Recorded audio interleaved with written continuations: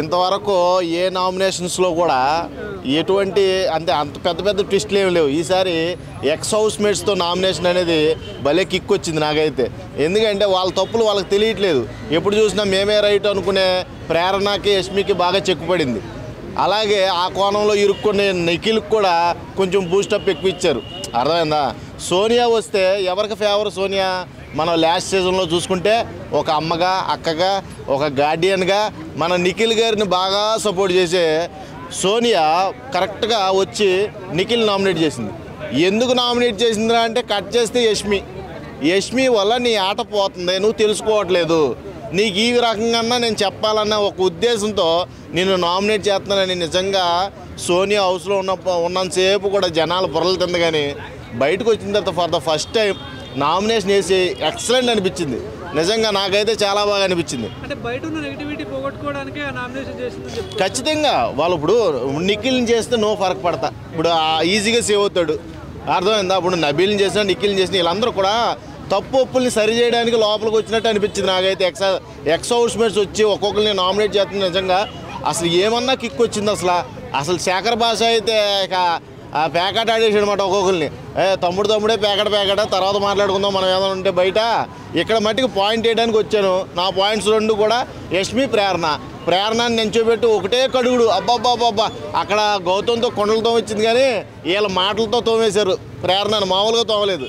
ఎందుకంటే అక్కడ flipping words చాలా ఇరిటేటింగ్గా మాట్లాడడం. ఏదో క్రస్టెడ్ యాపిల్కి ఎవరైనా అలుగుతారా? క్రస్టెడ్ యాపిల్కి అలగడం కానీ, ఫుడ్ కాడ ఆ దోశలు వేసే కాడ పార్షియాలిటీ చూపించడం కానీ, ఒక గ్రూప్ కింద ఫామ్ అయ్యి గేమ్ ఆడడం కానీ, ఇవన్నీ కూడా వాళ్ళని చాలా ఇరిటేట్ చేసింది. వాళ్ళంటే ఆడియన్స్ ఏమనుకుంటున్నారో అదే కదా వాళ్ళు వచ్చి ఎక్స్ హౌస్ మేట్ చెప్పింది. అది మీరు అగ్రీ చేయాలి. మీరు అగ్రీ చేయకపోతే కష్టం. నేను పట్టుకున్న దానికి 3 కావాలంటే యష్మి నువ్వు బయటికి పోతావు అన్నాడు, డైరెక్ట్ అన్నాడు శేఖర్ భాష. నువ్వు ఇప్పుడు కూడా ఇదే వాదనలో ఉంటే నువ్వు ఖచ్చితంగా నువ్వు ఫెయిల్ అవుతావు. నువ్వు ఈ వాదన తగ్గించుకొని నువ్వు గేమ్లోకి వెళ్తేనే పాస్ అవుతావు అన్నట్టుగా శేఖర్ భాష పాయింట్స్ అయితే నాకు బాగా నచ్చినాయి. బేబక్కదే నచ్చలా.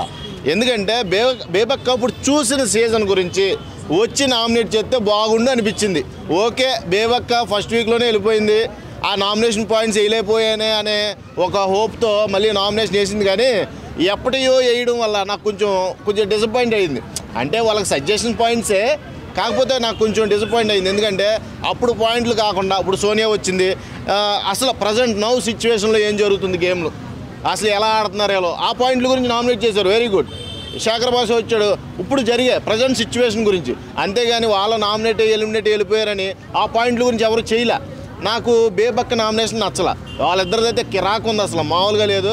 ఇప్పుడు జరిగే సిచ్యువేషన్ల మీద బాగా మాట్లాడారు. ఒక్కొక్కరికి ఇచ్చిపడేది. ఎక్స్పెషల్లీ అందరి టార్గెట్ ఆ గ్రూప్ గురించే ఉంది. ఆ గ్రూప్ అంటే మీకు తెలుసు కదా, నిఖిల్, పృథ్వీ, యష్మి, ప్రేరణ. ఈ గ్రూప్ గేమ్ ఆడుతూ ఇప్పటికైనా మానేయాలి. మానకపోతే సెట్కి వెళ్ళిపోతారు వీళ్ళు. ఖచ్చితంగా చెప్తున్నా, శేఖర్ భాష గుచ్చి చెప్పాడు, మేకు గుచ్చినట్టు గోడకే. మామూలుగా చెప్పలా, ప్రేరణకే యష్మికి ఇచ్చి పడేశాడు. మీరు ఈ ప్రవర్తన మార్చుకోకపోతే ఖచ్చితంగా మీరు రెడ్ జోన్లో ఉంటారో, ఖచ్చితంగా బయటికి వెళ్ళిపోతారు. మీరు కంటెంటర్గా పనిచేయరు. మీరు ఒక పార్షియాలిటీ, ఒక గ్రూప్ గేమ్ ఆడుతున్నారో హౌస్లో అందరికీ తెలుస్తుంది. ఆడియన్స్ అందరూ కూడా ప్రతిసారి మీ గురించి నెగిటివ్గానే మాట్లాడుతున్నారు, కానీ ఎక్కడా కూడా పాజిటివ్నెస్ కనబడలేదు నాకు బయట. కాబట్టి మీరు మారాలి, మీ గేమ్ మారాలని చాలా క్లియర్గా పాయింట్స్ ఇచ్చారు. ఇప్పటికైనా మారాలి. ఇంకా ఎన్ని వీక్స్ లేవు, తిప్పి కొడితే ఈ వీక్ తీసేస్తే 3 వీక్స్లో ఇంకా మీరు మారలేదంటే ఖచ్చితంగా మీరు రెడ్ జోన్లో పోతారు. అంటే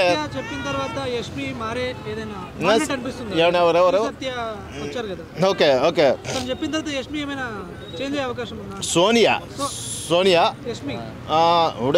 సోనియా గురించి యష్మి గురించి మాట్లాడింది. మారే అవకాశం ఉందా కాదు, ఫస్ట్ నిఖిల్కి బూస్ట్ ఇచ్చింది. శ్రీసత్య ఎక్కడ ఉంది స్వామి ఈ సీజన్లో?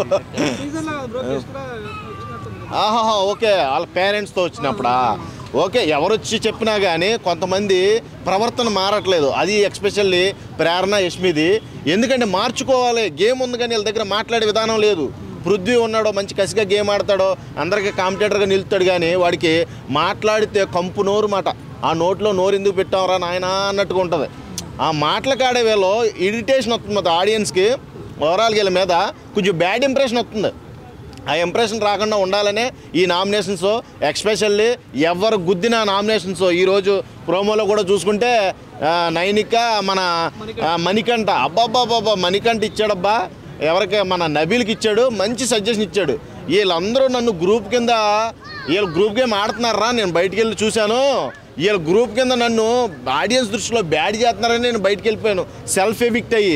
ఈ తప్పు నువ్వు చెయ్యకు, నువ్వు కప్పుతోనే రా. వీళ్ళందరూ కూడా బయాస్డ్గా ఉన్నారు, అంటే వ్యతిరేకంగా ఉన్నారు. వీళ్ళు మీకు రానివ్వకుండా ఏదో మిమ్మల్ని ఒక టార్గెట్ చేసినట్టు ఆడుతున్నారని క్లియర్గా చెప్పాడు, చాలా క్లియర్గా ఇచ్చాడు పాయింట్. నాకు తెలిసినంతవరకు అదే చెప్తాడు, అదే చెప్పాడు. మణికంఠ బ్యాక్ వచ్చి అంత స్ట్రాంగ్గా మాట్లాడడానికి ఏకైక కారణం మొత్తం షో చూశాడు, చూసి వచ్చి మాట్లాడాడు.